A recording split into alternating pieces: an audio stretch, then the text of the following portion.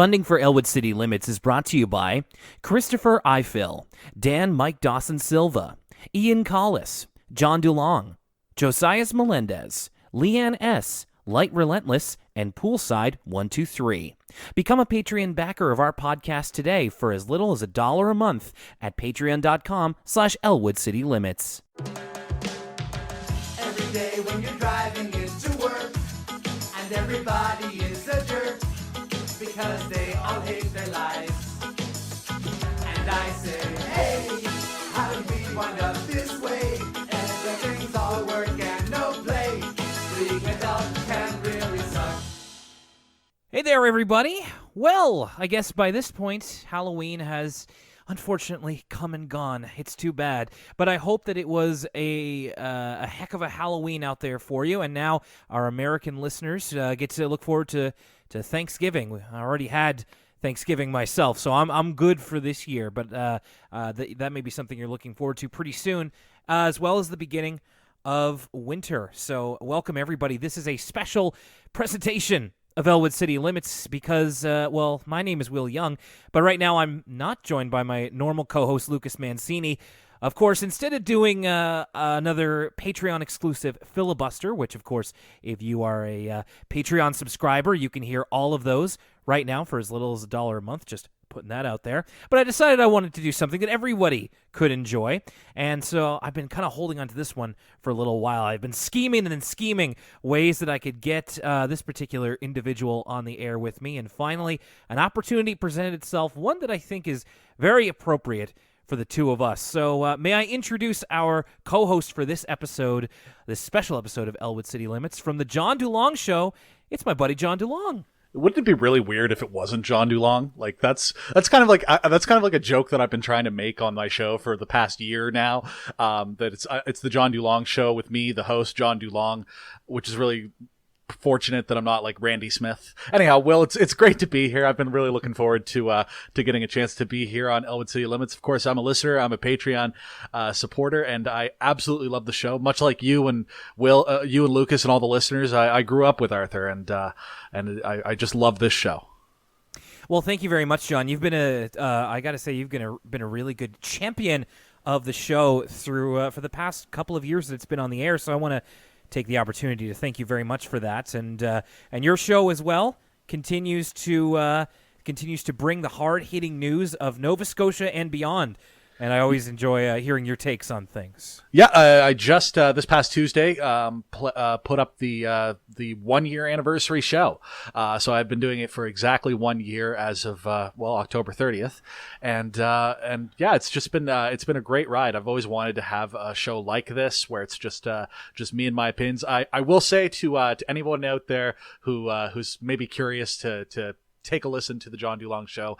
It does get a little bit blue in comparison to Elwood City Limits. So, listen with that in mind. There's certainly the explicit tag on my podcast.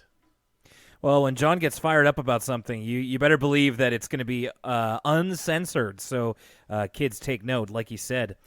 So, John, you grew up with Arthur. We're much more similar than age than myself and Lucas. Were you watching from the very beginning when it started in the late 90s? I mean, yes, but like it's one of those things where I don't really have a memory, like a solid memory of like catching new episodes or catching them in any sort of sequence.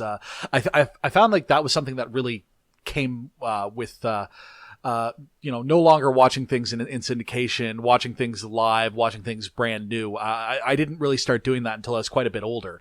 But I certainly did watch the very earliest episodes of Arthur. I believe it was on like both before and after school, when I was of sort of the appropriate and then like the not so appropriate age. I kept on watching Arthur, even though I had aged out of probably what's their target demo. I watched it for years after that. So I certainly watched a fair chunk of it. Of course, you guys are starting to get into some episodes where I'm like not 100% sure if I've seen this one before I sit down and watch it. But certainly as you start to get into like the Flash episodes, I have no idea what those are like at all. Well, that makes two of us, and that's gonna. Well, we're gonna handle it when we get to it, because a lot of people are very curious about that. So we'll save that for another day. But speaking of Flash, this is actually a big part of today's episode. Yeah, it's I do really like having guests on the show, but it's becoming harder and harder to find things around Arthur to talk about, because we've talked about the music CDs and we've talked about the movies, and I mean, there's a lot of Arthur video games out there. Still haven't really found a way around that, but I'm hopeful. But this is something that kind of caught my eye thanks to my the YouTube algorithm that found its way to me. Of course, with all the Arthur I watch on YouTube.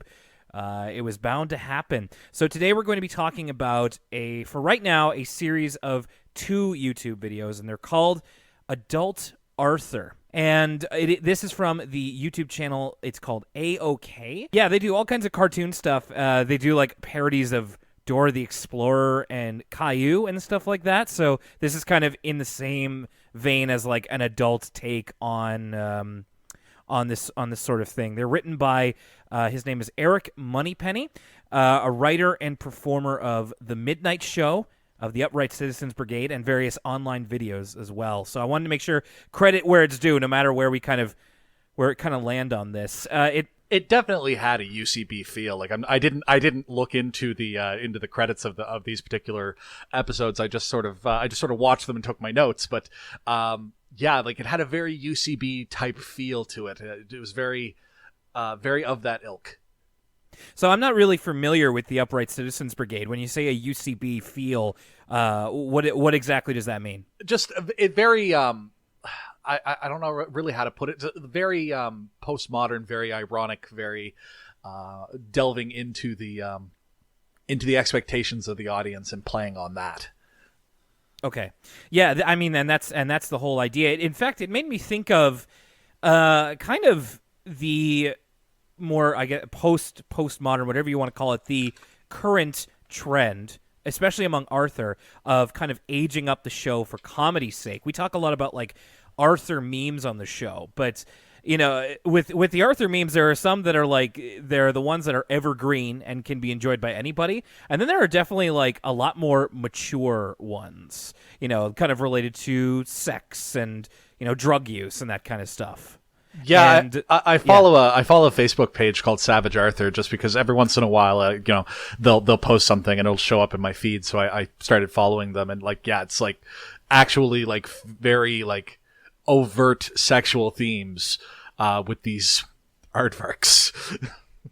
Yeah, and various animal characters, and there's also something I found when, just on a YouTube binge, which I go on a lot, is an older series called Ghetto Arthur, which is kind of exactly what it sounds like. It's Arthur, but they kind of the people dub over the episode with like stereotypical kind of black. Oh, I mean, hopefully it is done by black people. Probably is, but kind of with much more adult and racy situations therein, and sort of your mileage can vary on that. And I know that this is going to be what we're going to be getting into today, and kind of the idea of aging up something that is definitely for kids, for jokes. I mean, for goodness sakes, that's the entire premise of some TV shows like Robot Chicken, which I watched for a long time when I was in university. That was one of my favorite shows for a while, and that's the whole thing, is being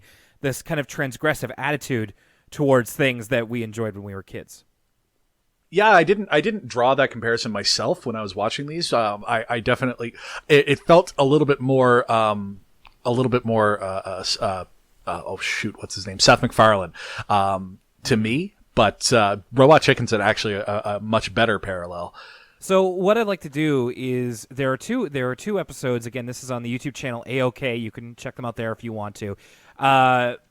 Just be advised, and of course within this episode as well, that there's going to be some adult language in there, and definitely adult situations. And I say that in both terms of like, it's mature stuff that you shouldn't necessarily be watching if you're younger, but also like specifically relating to an adult mindset. So like younger kids wouldn't get anything out of this at all, whereas someone like you and I, who I believe are the target market, the target audience for these videos, probably will find something in there one way or the other. So let's start off with the first one, which is just called Adult Arthur. And I will say that it is clear from the beginning that the person who wrote this, the people who animated this, have at least a passing idea of Arthur, if not watched Arthur back in the day. Because, you can do these kind of parodies and you can only have a passing knowledge of it. Like how I remember in like the 90s when it was the in thing was to make fun of Barney or the Teletubbies or what have you. And all you needed was the image, and then you could just do whatever you wanted. Yeah, this is definitely done with a little bit more. I don't know if I want to say like reverence or love, but it's certainly with a lot more knowledge of the source material. In particular, I found like the theme music that they created for this little series wasn't like actually wasn't the worst parody. Like I've certainly heard worse parodies of other TV theme songs. Like this was. You could actually see the root of what they were trying to do with it. Yeah, I put the theme song to Adult Arthur up there at the beginning of the episode, and that's kind of the whole, I guess, joke, like the whole conceit of the short is this kind of very pessimistic view of adulthood from the perspective of a millennial, because now that the Arthur characters have aged up, they're in their I'd say mid to late 20s at this point, maybe early 20s in some cases. But yeah, it's how did we wind up this way? Being adult can really suck. And it is in the very same style of the Arthur theme song. It's just kind of I feel like it might be done in like a minor key or something like that, and very deflating compared to the uplifting Ziggy Marley song that we're used to. Yeah, it's definitely like it's weird to hear a sad reggae song, but here we are. You didn't think that such a thing could even exist, really. Yeah, and you can immediately tell this does kind of have an opening title scene. Again, similar enough to the idea of Arthur, and you can kind of get a look at everybody's redesign, 20 years later, and how, again, it's kind of meant to be enjoyed. This first one came out this year, May 22nd, so it's very much of the time that it's in. You get the redesign of, like, there's a lot more piercings and tattoos. There's different hairstyles. Like we see the Brain in this episode. He very much kind of the one of the various stereotypes of like a hipster with the man bun and the man bun, the sculpted beard. Like he looks like he owns a startup. Oh yeah, and like he's like the boss of whatever office it is that Arthur's working in, and yeah, he very much looks like a mid-20s, and like probably is sort of like that mid-20s, like owns his own tech firm or his own, like I don't know, he's developed a very successful app, and he's just going to sell all of our data to like Big Google or whatever. And, yeah, because we never get the particulars because Arthur works under the Brain. The Brain's his boss, and we never really get the particulars of it. But for all we know, it could be like his tech startup, like you say, and it's just like, well, Arthur, sorry, but can't really pay you this week. I'm gonna pay you in stock. Yeah, and soul patches. So this first episode, it has a title of Relationship Problems, and the idea is, I mean, these episodes are so short, we don't necessarily need to go blow by blow, but the idea is that Arthur and Francine, 20 years later, are a couple and are not very intimate with each other. Arthur's kind of into her, but it seems like Francine isn't really into him. And you see them both in bed here, and this is where you get a real good look at their kind of redesign, which is kind of stays true to the base designs that you see in the cartoon, but like Francine's got an eyebrow ring, Arthur has an earring, their hairstyles are a little different, and they've just kind of noticeably aged, which is a little hard to reckon with sometimes. Francine's redesign in particular reminded me a lot of Cleopatra from the seminal late night cartoon Clone High. Reminded me of a lot of Cleopatra from Clone High, which gave me confusing feelings. But like, let's not get into that. Arthur, of course, rocking the the soul patch, which, because of course he is, like, that is who Arthur is, just kind of a bit of a goober, rocking the soul patch in 2018, and wearing glasses to bed for some reason. That, you know what? That's a great point. This style does now that you put that thought in my head, it's very kind of dealing with angles of the characters. You always notice on like Clone High when, characters like Cleopatra and Joan, they're more kind of made out of shapes than they are like actual people, versus the way Arthur looks. Everything is the original Arthur show. Everything is very rounded, and which is kind of typical for a kids show. So this is really doing a different kind of design and to create that separation a little bit. I will note here, so there's a scene of Arthur and Francine in bed, and there is, again, adult situations where they're talking about potentially having sex. But no, Francine kind of turns him down, seems really bored with him.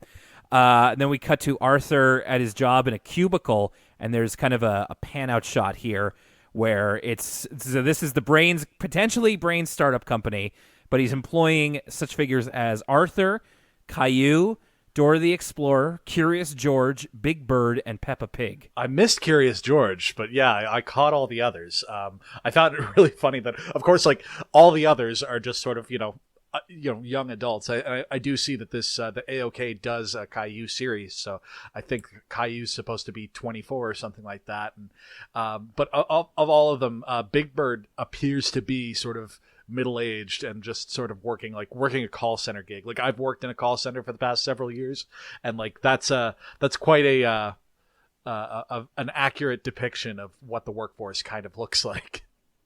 And in terms of Arthur's dealing with this like troublesome computer that keeps shutting down on him, like how many times have you had to deal with something similar to this, John, in your kind of similar job experience? I mean, like, there are oftentimes tech issues that you run into. I don't like we said, we're sort of assuming that it's some sort of tech startup that he's working at a call center like the one that I've worked at. The tech team is fairly responsive to these sorts of issues, just simply because if you're not on the phone taking calls, there's problems. So, right. It's one of those things. Certainly I'm not getting sent home to have a personal day if my computer won't start. That seems like something that's really going to put this kind of thing in this time period specifically, because the idea of mental health days has only just begun to catch on in the last few years, and there's certainly a great deal of workplaces that wouldn't even think of offering this, but Brain, perhaps a little bit more forward thinking, offers Arthur a mental health day to just kind of relax himself and come in recharged the next morning.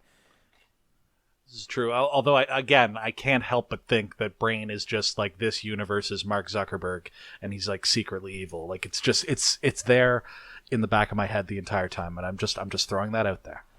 Well, you see people in these types of positions with these types of upstart companies, and not to cast aspersions on the way that people look, but he's kind of got the air about him of somebody that maybe doesn't have everything together like he seems to.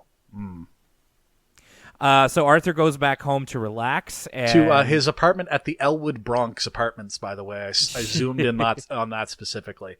He finds Francine in a compromising situation, let's say, with, Muffy. So this is kind of taking a potential Arthurship here and making it canon in their offshoot. So Francine and Muffy are, having sex with each other, and Arthur catches them. This at least, I feel like Lucas and I might have talked about this at some point, where it's like, talking about various Arthur ships, and it's like, almost every community with a sizable fan base has something like this, but it's just a little bit weirder when it's like, well, you're talking about children. So you can only really go so far or think so far when it comes to these characters. But now that these characters are aged up, if you want to think like that, well, then, the internet is your oyster. Yeah, I gotta say though, I don't know that, like, okay, so I believe that you folks broke the news, you and Lucas broke the news that one of the writers of either the show or maybe it was Mark Brown himself, I can't remember, talked about whether or not Francine was a homosexual character, and Yes. like there was some confirmation about that. So I have no problem buying that. I do have an issue buying like Muffy. She just, I don't know what it is about her, but she just seems straight. And the thing that I have more problems buying, though, regardless of the relationship dynamics, and she does seem to be bisexual in this particular world. I just don't buy that their trysts of Francine and Muffy would take place at this like dank hovel of an apartment that Arthur keeps. Like Muffy would not stand for that. She would not deign to be in that apartment for any length of time. That's a fine point, but you never know. A lot can happen in 20 years. Maybe she was cut off from old Honest Ed Crosswire.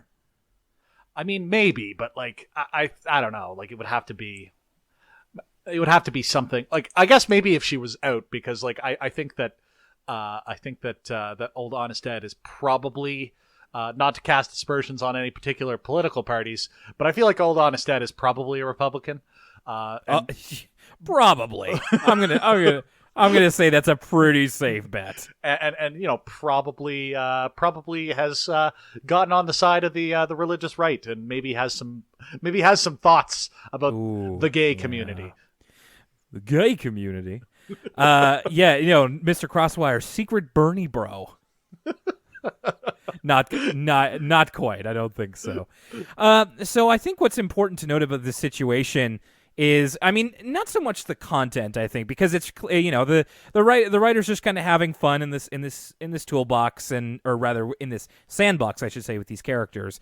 So what it is that the situation is kind of approached in a situation that's closer to realism. In fact, to maybe even like sacrificing some comedy. Like it's just kind of ends with Arthur like kind of talking with Francine about their concerns. You know, there's a couple of jokes put in here and there, but then eventually he decides to just smoke weed with Buster while they play video games, and Francine and Muffy hook up on the other side of the couch. In terms of a comedy short, it's like, ha ha ha. Like I'm just like, okay, well, where's is it am I supposed to be laughing, or am I supposed to be like depressed? I'm not sure. I'm not sure if it's supposed to be like comedy or if it's supposed to be relatable, because it definitely skews more towards the quote unquote relatable side of things, and I'm just like, all right, well, this is certainly a thing that's happening. First of all, I do want to say, Buster smoking a bunch of pot while playing video games with Arthur, confirming a lot of suspicions that the ECL boys have had over the years. So I just wanted to throw that out there. But I gotta say, what this reminded me of, to a certain extent, was, I don't know if you're familiar, but BoJack Horseman, but like BoJack Horseman without Todd. Without like the comic relief, just the heavy stuff. Certainly there were some jokes in this episode, but this little mini-sode, I should say, but it reminded me of just sort of like, this is some heavy stuff, and it's almost like BoJack Horseman is to Bob Saget as this is to Arthur. It's just kind of a sad, broken down version of it. It makes me really I do really would almost like to talk to Eric Moneypenny, the writer of this, because like you say, it is kind of almost a heavy subject, and although it is a little bit outrageous in terms of like, you know, how often does this happen to somebody, it is a situation that ends up kind of not really, there's no real resolution to it necessary, other than like Arthur and Francine break up and decide to stay friends, and Arthur's just kind of depressed about it and self-medicates with video games and weed, and it's like, okay, I mean, I've also dabbled in self-medication myself. It feels like there is an attempt here to age these characters up, but not in a way. I remember when I first saw this, and I was like, "Oh, this is kind of a like crass thing to do, of just like, haha, Arthur is smoking weed. That is the joke." But now the more I kind of interact with it, the more I think that, well, it's like, well, maybe it's not meant to be like, ha, like funny, shallow, like Arthur smokes weed, that's the joke. It seems like, what if Arthur was made for our age group now? It's like Arthur the show isn't 100% funny all of the time. Sometimes it's not afraid to get real. And like you say with BoJack Horseman, I was reminded about this as well, and not just for the animal comparison. There is a bit of that DNA in here as well.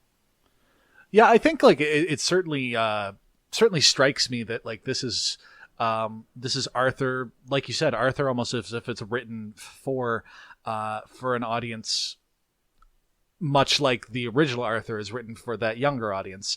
And I think like it does sort of pick at certain scabs of like, you know, I know people whose lives have turned out like this in the same sort of way. And to a certain extent, portions of my life mirrored some of what Arthur was going through in these minisodes. You know, and you kind of get that group of kids, and like for the most part, the group of Arthur kids are all pretty like well-adjusted, pretty smart, pretty clever in their own ways. I mean, you know, Buster's maybe not academically strong, and you know, Binky's maybe not academically strong, but they have these emotional strengths to them, emotional intelligences to them. But like, you know, Muffy and Arthur and Francine all seem to be very very strong academically, and they're all sort of struggling in this world. And like, you still get the one person from that group in the brain who you know manages to catch the right breaks. It feels very true to life, which isn't necessarily always funny, but certainly feels real. And I feel like there has been a push among, I'll say loosely, our generation, and it could certainly go older or younger than that. But recently, in the last few years, there's a push for a lot more relatable content, #relatable content, of, you know, not necessarily, you know, bringing the laughs and all this kind of thing, but just to ensure that there is somebody else out there who knows what it's like. And sometimes that can be as, you know, an effective a catharsis as laughter or whatever an entertainment tries to provoke out of you. Exactly. You mentioned Buster, who his redesign is probably the sharpest that we see, because he is kind of a slouched over. He's got a tattoo on his arm that says "Bust him up." He's got a mean 5 o'clock shadow, and he's just got a look about him like he sells Arthur weed. Oh, he definitely does. Like, and he's got the perma red eyes. Like, I like to think that like Buster wasn't even really supposed to come over that particular evening. Arthur just needed some pot, and Buster just decided to stick around. Like, you know, that dealer from back in the day. Of course, as Canadians, anybody who smokes weed here doesn't have to worry about that anymore. But that's neither here nor there. Yeah, if this were taking place in Canada, Buster's business would be starting to dry up right about now. For more on that, I'm glad I subscribed to the John Dulong Show Patreon, because I got to hear John's thoughts on the recent weed resurgence here in Canada. Little as $1, folks. JohnDulong.com/Patreon. We make it easy for you. And of course, Buster's the focal point of the second adult Arthur episode, which actually has the subtitle of Crossfit, which I feel is the one of the two that is trying to be err more on the side of comedy. It starts off with Arthur, and again, you're talking about relatable. This is as relatable as it gets for me these days. It's Arthur kind of waking up and going to work and like looking in the mirror, just like, I could stand to lose some pounds, or like my jaw hurts from grinding my teeth all night. Rocking that dad bod. Yeah, totally. And it's like, I'm feeling the same things too. I'm having a bit of a back problem recently because I'm being too lax with my posture, and I'm just feeling this permanent state of something in your body always being not at 100%, and there not being a quick fix for it. You don't bounce back as quick as you did when you're closer to 30, kids. So enjoy your body while you can. Oh my! It's something always hurts all the time. Yep, and that's one of the truisms of adulthood. But it also means that you're alive. So Arthur kind of, again, in this very depressing, roach-ridden apartment. As he just is kind of decides to call in sick from work, which this actually reminds me of somebody that I work with who is very liberal with their work sick days, and in a way I kind of admire that, because I get very anxious about calling in sick from work, which is something I'm trying to deal with a bit more. And the title of this episode, even though it's called Adult Arthur 2 CrossFit, the title within the episode is Arthur's Depressed. Yeah. I will say, like, Arthur is supposed to be this depressed dude with no direction, and, kind of spinning his wheels in life. He still gets up early enough on a work day to make himself eggs and bacon and a nice pot of coffee. Like, there is still some hope for him. Although he did say, I think maybe my favorite line in both of these little mini-sodes, I slept all night and I'm still tired. You want to talk #relatable? Right there. Yeah, I feel like a lot of us can relate to that. Arthur is out with Buster driving, and he's telling him that he called in sick to work again. And this was my favorite line in the episode. Arthur says, "Skipping work is the slow burn to quitting." I feel like that is the idea behind a lot of. I mean, for those of us who are stuck in a job that we don't love, it's just like, yep, that's kind of what it is. It's a nice little short burst of quitting before we have to eventually go back. I will say that these episodes tend to fall more on the side of millennials in terms of, like, relating to their different complications and whatnot, but it's also not afraid to kind of take the piss out of them as well, which is really the idea behind this whole episode. Buster encourages Arthur, which is weird actually, Buster encouraging Arthur to get fit. So he takes him to his CrossFit gym where Binky is a CrossFit trainer. And so there's a lot of jokes made at the expense of, like, millennials and young people who get into CrossFit big time, which of course is a trend in the last few years. Which I will point out that it's first of all, Buster definitely driving high. Still bloodshot. Big no-no. Big no-no. Big no-no. Carries quite a hefty fine, and don't drive impaired, kids. But the gym is actually owned by the tough customers, the bullies from school, and we do get a brief shot of the rest of the tough customers in a few seconds. But I thought it was nice that even though they're obviously not speaking roles, we were able to get more of the background characters into the episode. And I'd say that that's something that you would have to have watched the show at some point and have a memory of it to know. You can. Most people who watched Arthur when they were kids, normal people who don't run an Arthur podcast, like, they can remember Arthur, Buster, maybe the Brain or Francine or Binky. They don't remember the tough customers. So clearly, either Eric Moneypenny did their research, I should say, or just is a fan of Arthur. Either could be plausible. Yeah, it's and also, like, I will say that they certainly hit the nail on the head with some of the jokes about CrossFit as a religious experience. Yeah, so that's the kind of side of things that because the joke with Binky is that he does this CrossFit gym and he, like, works Arthur and Buster like crazy, and then also, like, does a prayer with them beforehand. He, like, had a religious conversion, which is that necessarily a CrossFit thing? Well, no, like, so, like, it's very clear that, like, and the joke is that he was very into Jesus all of a sudden because he OD'd in college. Binky did. But it's not that that CrossFit is like a religious experience in and of itself. It's that the way that CrossFitters treat CrossFit, they speak with it the same reverence as they would if they were a born again follower of a particular religion.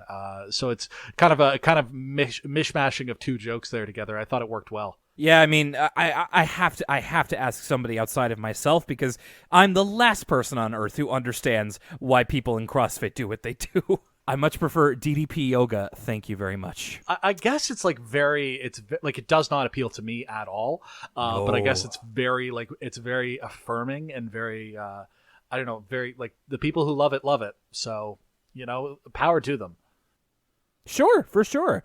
But again, with it being so prominent in the last few years, it's very easy to make fun of. And I mean, if we do get an Adult Arthur 3, I'm expecting Buster and Arthur to start a podcast, because I think that's another thing that kind of not mirrors, but kind of comes alongside the rise of CrossFit, of just like there's a lot more fertile ground to be had in terms of clapping back a little bit against millennials in a good natured way. They're definitely doing a weekly episodic podcast going over their favorite show when they were kids, Bionic Bunny. Yeah, that should be it. Oh, Eric Moneypenny, if you're listening to this, feel free to steal that. That's a good one, or Dark Bunny for that matter. Either one. Like Arthur is very out of shape, which I can relate to, and he's having a very hard time just jumping right into CrossFit. I do want to also give props to Arthur's voice actor in these two cartoons. His name is Rama Valerie, and I thought that he was very good at selling Arthur's kind of various emotional, like Arthur is the most emotionally ranged of all the characters in these two, because of course he's the central one. But in this one we see like Arthur being, tired to the point of exhaustion. We hear him like being like desperate as he gets injured when he's doing a box jump. Like we get to hear him when he's tired. We get to hear him when he's, maybe a little hopeful. Like Rama Valerie, this voice actor, has a great deal of range that they bring to Arthur, and I really wanted to just applaud that. Yeah, and what I will say is insofar as the voices are concerned, they don't really try and do aged, with the exception of Binky. They don't really try and do aged up versions of the characters, which I think is fine. I think Binky was certainly somebody. Binky's voice actor, Sam Horowitz. They were definitely trying to do a bit of a Binky voice, aged up a little bit. The other characters, they're not doing that. I kind of prefer that to a certain extent. If you don't think you're going to be able to nail it, just do your own thing, and the rest of the character will be defined by your performance and defined by sort of the way that it's drawn. I thought that was an interesting choice in a lot of cases, and like I said, Binky being the one exception, where I think that Sam Horowitz did a really great job creating an aged up Binky. Yeah, and I'd say of the main Arthur cast, Binky's on the actual Arthur show is probably the most distinct. So I feel like that's an easy one to kind of take in a direction, whereas the other characters' voices are usually fairly normal-ish, at least. So yeah, as I said, Arthur tries to do a box jump and injures his Achilles tendon in a somewhat gory fashion. And Buster says, "Look at it this way: now you get 8 to 10 months off of work." And then there's a final couple of visual gags here where Arthur gets taken to the hospital, and because it's in America, he has an enormous hospital bill, and then Buster wheels him out of the hospital as they get chased by the doctor. I mean, was it that enormous, though? Because I did freeze frame on it, and it looked like the bill was only $17. Well, his insurance coverage for the bill only equaled $17. Oh, okay. That makes more sense, I suppose. And so those are the two episodes right there. Now, I instead of asking, what'd you think of it and whatnot, and I mean, but you can feel free to as well. What I'm really interested in asking is, with shows like this, the one that we talk about week after week with Arthur, and with other shows that kind of come around like this. Like I said before, they have parodies of Dora the Explorer and Caillou, and of course you can find all kinds of other R-rated, X-rated parodies of kids shows out there. Do you think that is there room for those in terms of the outliers of a TV show? Is there room for an adult Arthur? Well, you know what I'll say is that like I when I originally I watched these episodes a couple of times, like when you first sent them to me, and then a couple of times more, and then I watched them again this morning before we sat down to record. It grew on me, is what I'll say about it. I did not care for it the first couple of times that I watched it, but as it sort of grew on me, and as I had time to think about it, I was able to sort of appreciate that, like, what this is actually doing a lot of what Arthur itself does for its target demo, which is sort of tell stories in a way that and sort of give morals in a way in a way that makes sense to its core audience. Now, I don't think that these were perfect by any stretch of the imagination. Particularly in the second episode, some of the gross out humor just wasn't for me. But overall, like, yeah, I could see myself watching an adult Arthur if this were a full produced, run on Netflix or whatever. I could see myself binging that some afternoon. So I guess I'll kind of get to what I meant by that question. I know it's a little bit open, maybe a bit vague. I agree with you, John. When I watched this maybe the first time, I was put off by it because I'm used to seeing a lot of very crass, mean-spirited parodies done of this type of material, of like shows that were made for kids, and it's like, oh, age it up so that the characters have sex and they swear and all this kind of stuff, and it's either done with two wrong. I'd say with two wrong-headed intentions. The first one is to shock, which, I mean, only goes so far, and I'm not really a fan of shock humor myself, and different strokes for different folks. Or the second thing is that, like, we aged it up and made it more mature. That means that it's better now, which is absolutely not true. And so when I first saw it the first time, my reaction was like, oh, it's one of those. But watching it again for this show, and you said this yourself as well, I did actually find like some merit to it. The animation, I think, with the Flash, I mean, I will say this, I kind of liked the animation of adult Arthur a bit better than the current Arthur animation. But that's all I'll kind of say about that. No disrespect to either side's animators. But there is something here, because I remember also thinking at the time, it's just like, well, this just isn't funny. Like, none of these lines are landing for me. But I'm not convinced that it's meant to be 100% a comedy. I think it's meant to be in the spirit of Arthur, or at least it comes across to me more relatable, which to me is a big part of what the spirit of Arthur is. And you said that yourself as well. It kind of channels the original series, whether it intends to or not, and that actually provides a bit of charm to it. Now, I don't know if I would watch these continuously, but now I don't have as much of a problem recommending it, but more to people my own age. I would say that, we have listeners who are a bit younger, maybe in like junior high or high school, or even early university, who are, at least a decade younger than myself. I'd maybe say that this is... I mean, it's only 5 minutes. Like, together it'll take you less than 10 minutes to watch, so it's not a waste of your time. But I just don't know if you'll be able to get the same thing out of it that people like John and I do, who I think we could both say found ourselves relating to it a lot more than we maybe expected to. Yeah, I think that's absolutely fair. Like, I very much along the same lines as you. I was expecting for it to be one of those shows, one of those takes on a show where they were very prevalent in sort of like, I don't want to say the early internet because it wasn't the early internet, but like certainly in like the late 90s, like on sites like Newgrounds in particular, they were very prevalent. These sorts of like, haha, look at that, Donkey Kong smoking a bunch of pot, like. Oh, I remember that one in particular for some reason. But this was just like, yeah, like Arthur is a 20-something guy who's stuck in a job that he doesn't like, and you know what? He sort of self-medicates. He's very clearly depressed. He's in a tough financial situation, and his love life isn't successful, and like. Yeah, maybe it's not supposed to play as a comedy 100% of the time, but it certainly was more relatable than I was expecting. And I think that'll help it age a bit better than some of these other cartoons. You look back on like gross out Flash cartoons of the early 2000s, and it all feels very juvenile because that's, of course, when we were growing up and when it would have most worked. So it doesn't age super well.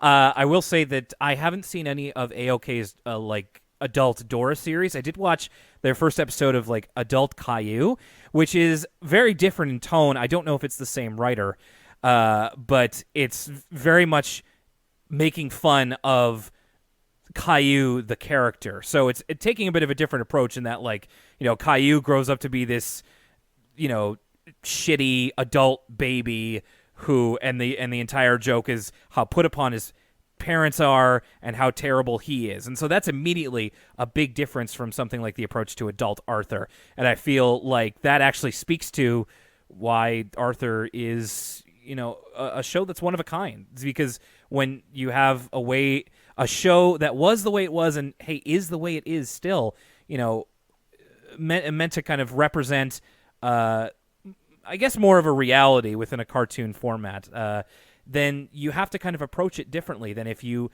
have a show that, for example, like Caillou, that a lot of people have come forward lately and been like, yo, this show sucks. This character sucks. We're more willing to bag on it. So, and I think that speaks to, a lot of people still hold Arthur very fondly, as you and I and Lucas and many other people do as well who listen to the show and who don't.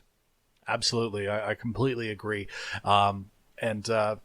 Certainly there's a reason why we're talking about Arthur and not about other shows right now. And there's a reason why adult Arthur hits in such the way that it did. And that's going to do it for our discussion on adult Arthur. John, I want to say a big thank you for joining me here today.